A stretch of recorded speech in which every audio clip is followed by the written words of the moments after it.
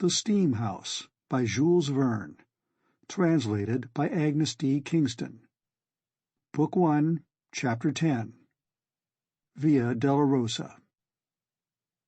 The kingdom of Oudh was formerly one of the most important, as it still is one of the richest, provinces in India. It had many sovereigns, some strong, some feeble.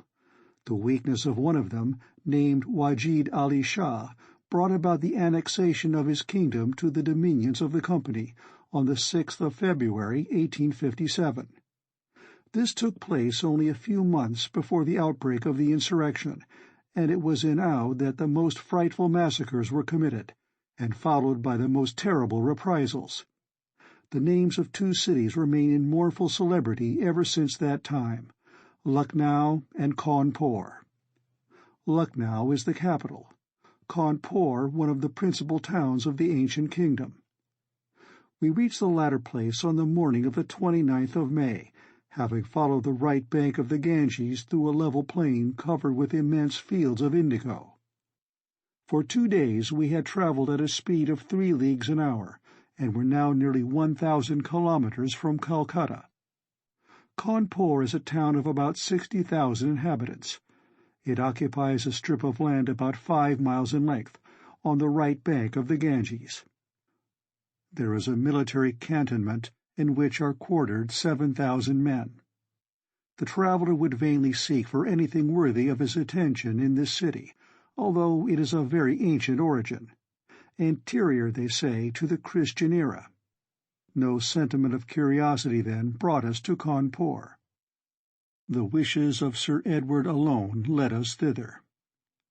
Early on the morning of the 30th May, we quitted our encampment, and Banks, Captain Hood, and I followed the Colonel and Sergeant McNeill along the melancholy route on which the points of mournful interest were for the last time to be revisited. I will here repeat the facts as related to me by Banks, which it is necessary should be known. Cawnpore, which is garrisoned by reliable troops at the time of the annexation of the kingdom of Oudh, contained at the outbreak of the mutiny no more than 250 British soldiers to 3 regiments of native infantry, the 1st, 53rd, and 56th, 2 regiments of cavalry, and a battery of Bengal artillery. There were in the place besides a considerable number of Europeans, workmen, clerks, merchants, etc., with 850 women and children of the 32nd Regiment, which garrisoned Lucknow. Colonel Munro had been living at Cawnpore for several years, and it was there he met the lady who became his wife. Miss Hanley was a charming young Englishwoman, high-spirited, intelligent, and noble-minded, worthy of the love of such a man as the Colonel, who adored her. She and her mother resided in a bungalow near Cawnpore, and there, in 1855, she was married to Edward Munro. 2 years afterwards, in 1857, when the first acts of rebellion occurred at Meerut, Colonel Munro had to rejoin his regiment at a day's notice. He was therefore obliged to leave his wife with his mother-in-law at Cawnpore, but, thinking that place unsafe, he charged them to make immediate preparations for departure to Calcutta. Alas, his fears were but too surely justified by what followed. The departure of Mrs. Hanley and Lady Munro was delayed, and the consequences were fatal. The unfortunate ladies were unable to leave Cawnpore. Sir Hugh Wheeler was then in command of the division, an upright, honourable soldier, who was but too soon to fall a victim to the crafty designs of Nana Sahib. The Nabob at that time occupied his castle of Bithor, 10 miles from Cawnpore, and affected to be on the best possible terms with the Europeans. "You are aware, my dear Mauclair," continued Banks, "that the first outbreak of the insurrection took place at Meerut and Delhi. The news reached Cawnpore on the 4th of May, and on the same day the 1st Regiment of Sepoys exhibited symptoms of hostility. At this moment Nana Sahib came forward with an offer of his services to the government. General Wheeler was so ill-advised as to place confidence in the good faith of this villain and knave, who immediately sent his own soldiers to occupy the treasury buildings.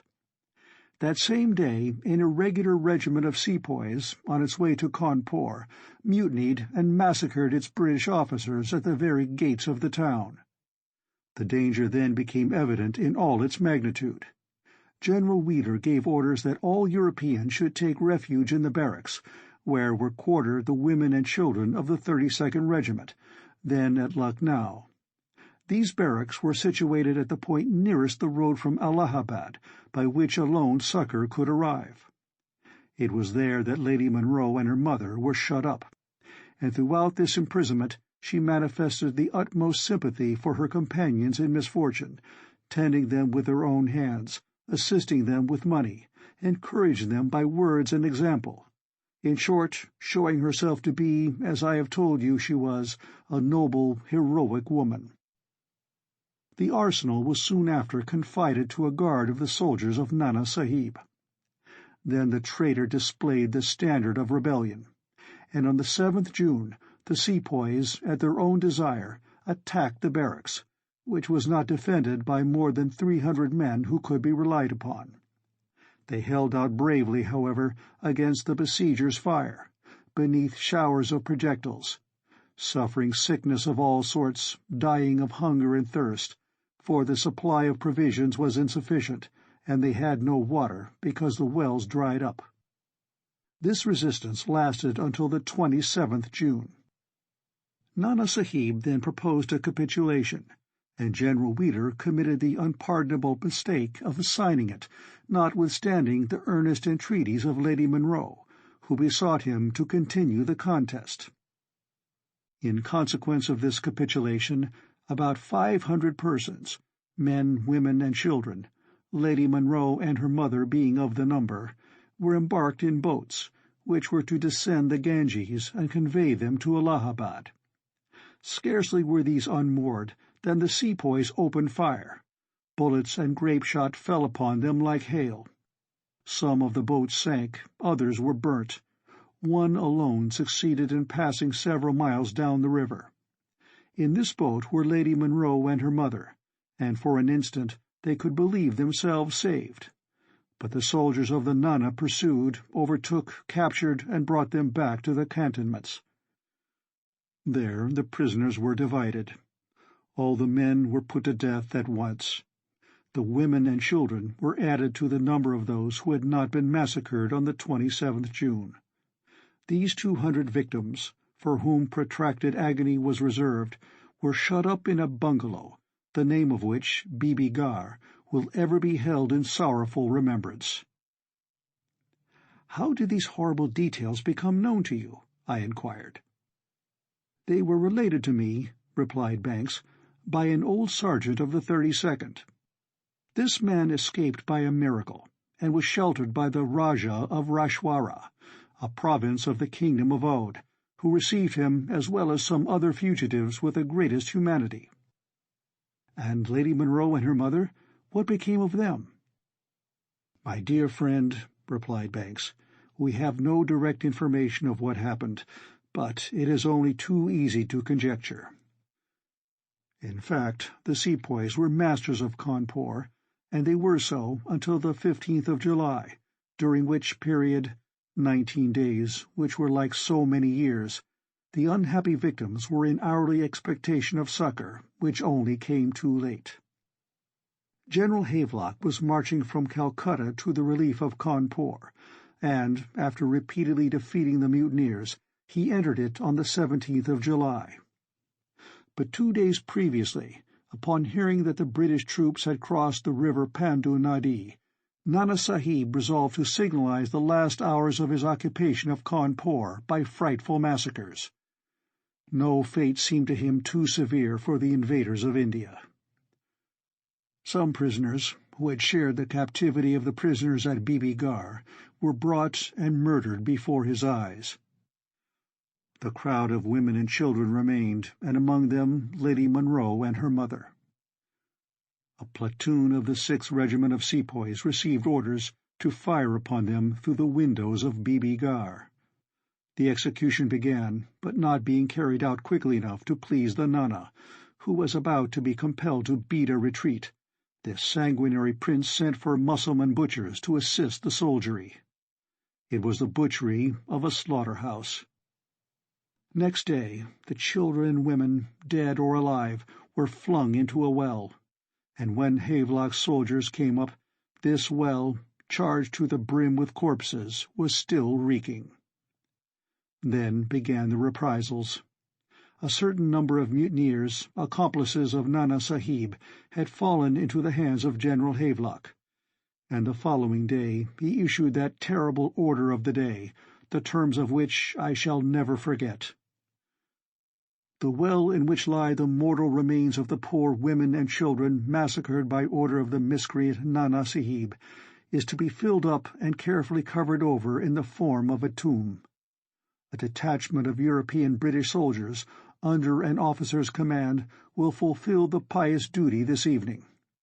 But the house and rooms in which the massacre took place are not to be cleansed by the fellow countrymen of the victims. The officer is to understand that every drop of innocent blood is to be removed by the tongues of the mutineers condemned to die. After having heard the sentence of death, each man is to be conducted to the place of the massacre and forced to cleanse a portion of the floors. Care must be taken to render the task as repulsive as possible to the religious sentiments of the condemned men, and the lash, if necessary, must not be spared. Thus being accomplished, the sentence will be carried out on the gallows erected near the house. This, continued Banks with deep emotion, was the order for the day. It was executed on all particulars, but it could not restore the lost. And when, 2 days afterwards, Colonel Munro arrived and sought for tidings or traces of Lady Munro and her mother, he found nothing.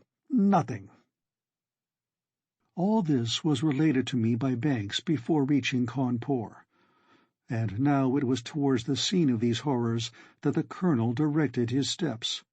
But first he revisited the bungalow where Lady Munro had lived in her youth, and where he had seen her for the last time. It was situated a little outside the suburbs, not far from the line of military cantonments. Nothing of the house remained but ruins, blackened gables, fallen trees decaying on the ground.